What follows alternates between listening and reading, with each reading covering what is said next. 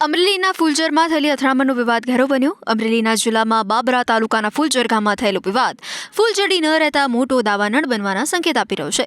ફૂલજર ગામમાં ફુલેકામાં ઘોડીને ટ્રેક્ટરનું પૈડું વળી ગયું હતું અને આ બાબત મોટી જૂથ અથડામણમાં પરિણમી હતી. એક નાની બાબતને લઈને થયેલી અથડામણમાં એક કાઠી યુવાનનું મોત નીપજ્યું. ડઝનેકની ઈજા થઈ. આ અથડામણ કાઠી દરબારો અને પાટીદાર યુવકની વચ્ચે થઈ.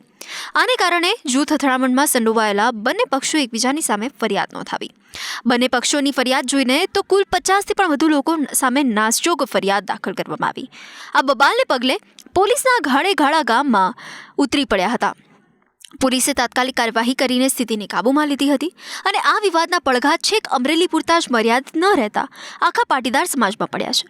તેમાં પણ ખાસ કરીને સુરતમાં તો હલચલ વધી ગઈ છે.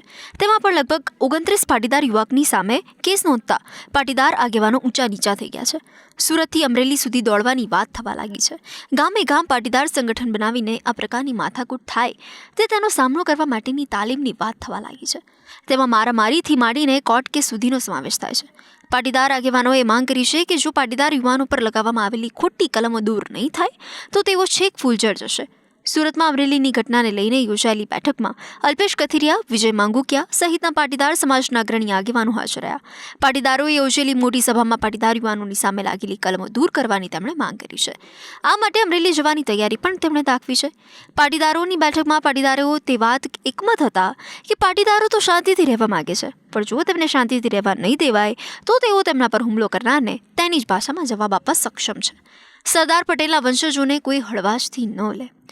આ બેઠકમાં પાટીદાર આગેવાન અલ્પેશ કથિરિયાએ જણાવ્યું હતું કે જે ઘટના બની ગઈ તે આપણા હાથમાં નથી, પણ તેનું પુનરાવર્તન ન થાય તે જોવાનું આપણા હાથમાં છે. આ માટે દિવાળીથી દિવાળી ગામડે જઈએ તો નહીં ચાલે. શક્ય હોય તો મહિને 2 મહિને ગામે જવું પડશે. ગામે ગામ સમિતિ રચવી પડશે અને આ બધા માટે કોઈ મોટું સંગઠન રચવાની જરૂર નથી. દરેક ગામે વસતા પાટીદારોએ પોતાનું સંગઠન રચવું પડશે. મારું ગામ મારું સંગઠન તે રીતે રચના કરવી પડશે. બસ આટલું જ કરવાનું છે. શહેરના 10 યુવાનો ગામડાની દર મહિને મુલાકાત લેતા રહે તો આ જ પ્રકારની સ્થિતિનો સામનો કરી શકાશે. જે ફુલજર ગામમાં ઘટના ઘટી છે એ ઘટનાના અનુસંધાને આજે સુરત શહેરમાં પાટીદાર સમાજના વિવિધ લોકો, આગેવાનો, યુવાનો અને અહીંના લોકો ભેગા થયા. આ ઘટનાના લીધે ગ્રામજનોને કોઈ પણ તકલીફ ન પડે, કાયદાકીય ખોટી પ્રક્રિયામાં ન હોય, ગ્રામજનોની એકતા ન તૂટે અને એનો હોંસલો મજબૂત રહે એ માટે સૌ લોકો એમની સાથે છે. અને આવી ઘટનાઓથી કોઈ ડરવાની જરૂર નથી. લુખ્ખા અને અસામાજિક તત્વો માટે હરમેશ અમે લડીએ છીએ, લડતા રહીશું અને આવા તત્વોને બોધપાઠ આપવા માટે કાયદા તંત્રનો ઉપયોગ કરવો પડશે. જે 50ના ટોળામાં ક્રેટા લઈ અને ગ્રામજનો પર ફેરવી રહ્યા છે, આવા લુખ્ખા તત્વોનું સરાહમ મેથીપાક આપવો જોઈએ, એનો સરઘસ પણ નીકળવું જોઈએ અને લોકોમાંથી ડર દૂર થાય એ માટેના કાયદા તંત્રએ પણ પ્રયોગો અપનાવવા જોઈએ અમારી વિનંતી છે. તેમણે જણાવ્યું કે સૌરાષ્ટ્રમાં 10,000થી વધારે ગામ છે. 200થી 300 ગામને બાદ કરવામાં આવે તો લગભગ આવી જ પરિસ્થિતિ છે.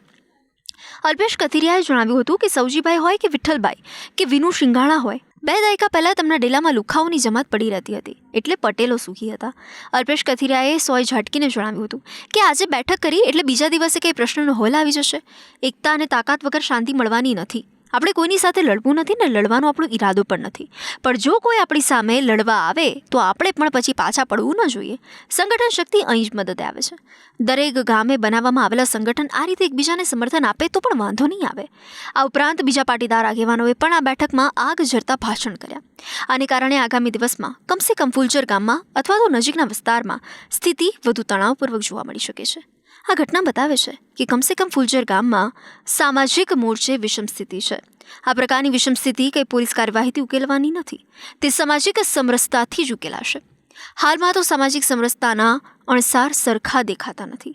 બીજા શબ્દોમાં કહીએ તો આ બનાવ પછી પાટીદારમાં આક્રોશ છે અને તેમને લાગી રહ્યું છે કે આગામી સમયમાં ચૂંટણીઓ છે ત્યારે આ પ્રકારના બનાવોનું પુનરાવર્તન વારંવાર જોવા મળી શકે છે.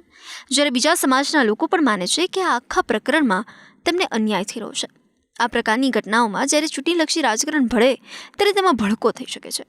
સૌરાષ્ટ્રમાં આમ પણ કમોસમી વરસાદને લીધે ખેડૂતોના ખેતરો રજડી પડતા સામાજિક મોરચે સ્થિતિ અત્યંત ખરાબ છે. તેમાં પણ સરકારના પેકેજને લઈને આક્રોશ છે અને આ પ્રકારની સમાજની શાંતિને ડહોળતી ઘટનાઓ બને તે બળતામાં ઘી હોમવા સમાન છે. એમાં પણ ચૂંટણી નજીક છે ત્યારે અસામાજિક તત્વો બેફામ બનતા હોય છે. તેઓનું એક જ કામ છે આ સમાજના તાણાવાણાને વિખેરી શકે છે અને પછી 2 સમાજ સામસામે આવી જાય અને સામાજિક તાણાવાણાના લીરા ઉડી જાય તે પહેલાં તંત્ર પોલીસની સાથે સાથે સામાજિક સમરસતા પગલાં લે એ પણ જરૂરી છે.